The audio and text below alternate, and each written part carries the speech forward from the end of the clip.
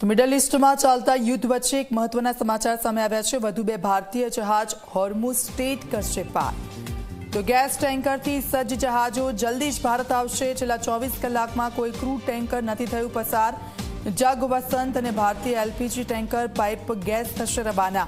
મહત્વનું છે કે વિશ્વમાં જેટલું તેલ અને ગેસ સમુદ્રના રસ્તે આવે છે તેના 20% માત્ર હોર્મુઝની ખાડીના રસ્તેથી પસાર થાય છે।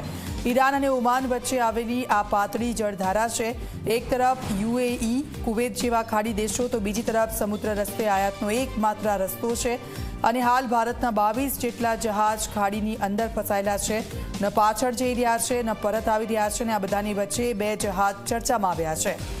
પાઇન ગેસ જેને ઇન્ડિયન ઓઇલે ભાડા પર લીધું છે અને જગ વસંત કે જેને બીપીસીએલે ભાડે લીધું છે। આ બંને એલપીજી ટેન્કર છે જે યુએઈના શારજહાં પાસે લાંગરેલા હોવાની માહિતી છે, જે આજે નીકળી શકે છે અને તેની તૈયારીઓ થઈ ચૂકી છે।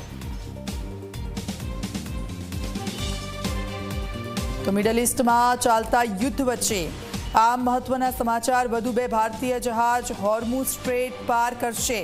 ગેસ ટેન્કરથી સજ્જ આ જહાજો જલ્દી જ ભારત પરત ફરશે। છેલ્લા 24 કલાકમાં કોઈ ક્રૂડ ટેન્કર અહીંયાથી પસાર નથી થયું, ત્યારે જગ વસંત અને ભારતીય એલપીજી ટેન્કર પાઇન ગેસ અહીંયાથી પસાર થશે।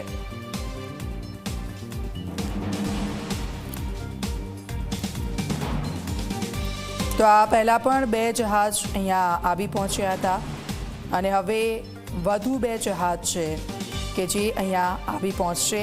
આ યુદ્ધ વચ્ચે મહત્વના જે સમાચાર મળી રહ્યા છે ને ખૂબ જ કામના, કારણ કે આ એક ખુશીની વાત કહેવાય। બે જહાજ ફરી એકવાર પરત ફરશે।